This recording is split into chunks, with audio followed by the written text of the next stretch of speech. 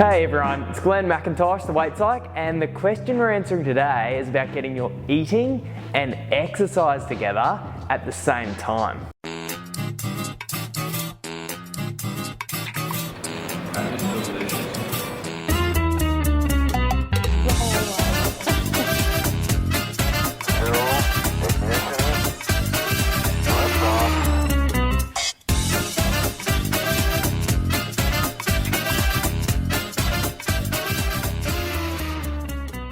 Hey everyone, welcome to Thursday Therapy, and thank you to everyone who took part in our Facebook Live.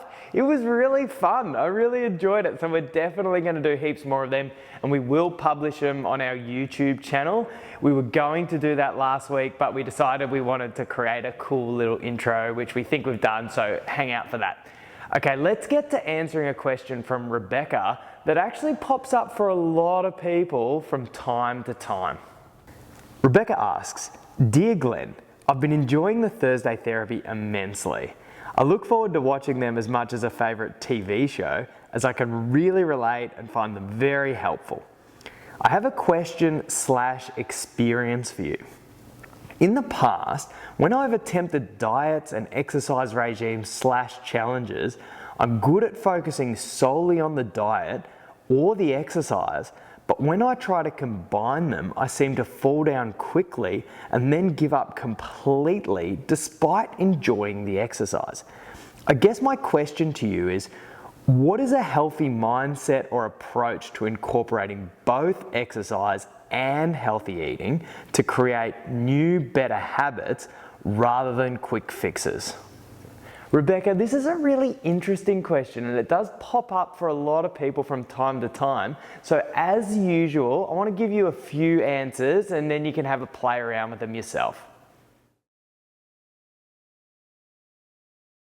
Okay, the first thing that I want you to do, and you've heard me say this before, is I want you to start small. It's funny, we see this in our tapping program. Our tapping program gets wonderful results, and the results actually increase over time. So people are forming long-lasting habits, and they get into the tapping program, they're kind of weight focused, and they're kind of like, okay, what do I change? How much weight am I going to lose this week? And we're sort of saying, look, let's just take the focus off that. And week 1, we're just going to teach you about the tapping technique. Week 2, we're just going to start to tap on one particular type of food craving. And people are like, give us more, and we're kind of constantly reining them in. But over time, they make these wonderful changes and they kind of look back and think, wow, this is amazing what I've done. But it just comes through these small changes. I was talking to a colleague of mine, Gina Cleo, who's actually asked a Thursday Therapy question before. Hey Gina, and she's just presenting her research in the next couple of days to the DAA on habit formation for weight management. And she finds exactly the same thing. People come in, they're very weight focused, trying to change everything at a time, and she's working on the most micro of changes. Like you drive to work this way. Let's look at driving to work another way just for today. And people are like, oh really, that's it? But then over time, she's actually finding, similar to what we find in the tapping studies, that people, they might lose a little bit of weight, maybe none at all, maybe a little bit, but then 6 months later, they've lost more weight, and 6 months later, they've lost more weight again. They're actually creating habits that last for life, all through starting small.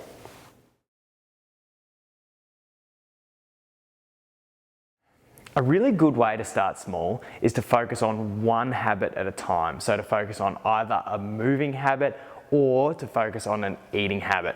Sometimes if you try and put it all together, it's too much for your brain to adapt to at once. It takes too much willpower. And also, if you're in a bit of a weight focused mentality, you think about it from an energy in, energy out perspective, you're trying to reduce your energy and you're expending more energy. That means your body and your brain don't have as much energy, and that undermines your willpower. So for psychological reasons and for physiological reasons, it can be hard to do both at the same time. I know doing both at the same time is what you do when you're on a weight loss kick. So what you're sort of starting to probably realize is that creating healthy habits and focusing on weight loss are two separate and often competing goals.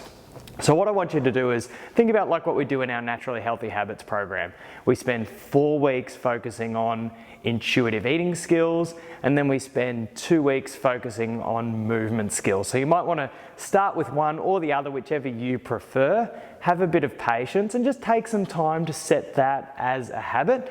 Research shows that it takes between 18 and 264 days for you to change your eating or moving habits, depending on the complexity of the new habit that you're creating and the habit strength that you have. So it's probably a bit longer than the 21 days. So maybe think about doing one, waiting until you feel like that's become quite habitual, and then move on to the next.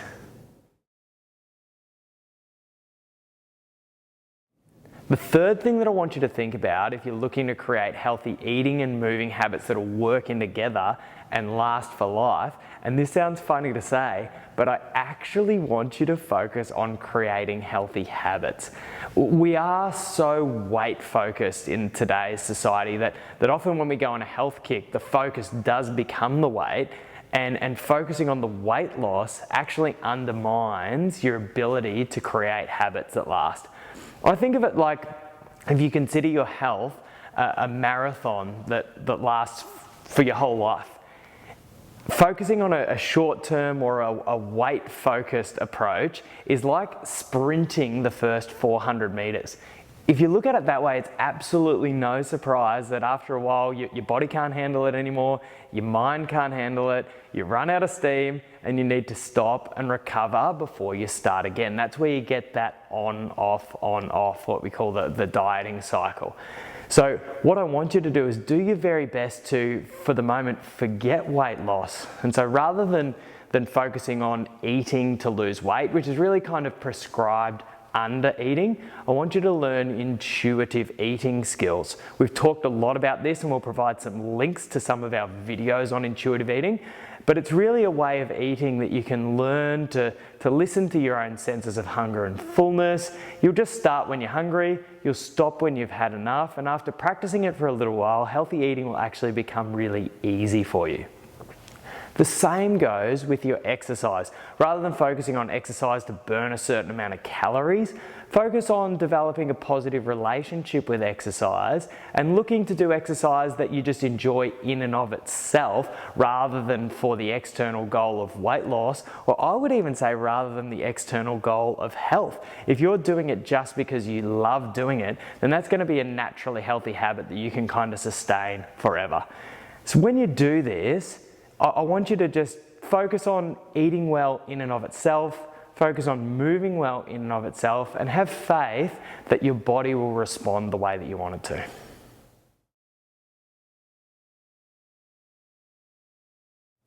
So guys, the next time you're thinking about creating healthier eating and or moving habits, you might want to start really small, maybe do one at a time and wait till you've got that habit formed before you move on to the next one. And then when you do it, make sure you're doing it in the right way that will actually lead to naturally healthy habits that last forever. So guys, speaking of naturally healthy habits, I want to invite everyone to join our Naturally Healthy Habits online program. It starts May 29th. Yep, May 29th. Guys, it's amazing to me. When people do this program, the feedback is so profound. People say to me, Glenn, this is where I really realized that your program is doing a completely different thing to what I've ever done before. And it is really the core of our non-dieting approach at Weight Management Psychology. In the program, we teach you exactly why diets don't work. We show you how to understand whether you are on a diet or not. And then we give you a really solid basis in building these intuitive eating skills that will just last forever, and then move on to developing a really enjoyable pattern of exercise that will last forever. It's a funny thing because the results are so fantastic, but it's actually one of the hardest programs that we have to market because it's not about quick fixes, it's not about weight loss, it's really about creating a long-term change and then seeing the results over time. So to do this program, you'll need a shift in mindset, but I really would encourage you to have faith in the work that we do, and if some of the things we've talked about today have resonated with you, this is a fantastic program for you to do. So, oh, and of course, we'll give you our code GMACK if you want a 10% discount for that, and we would really love to have you along for the ride with us.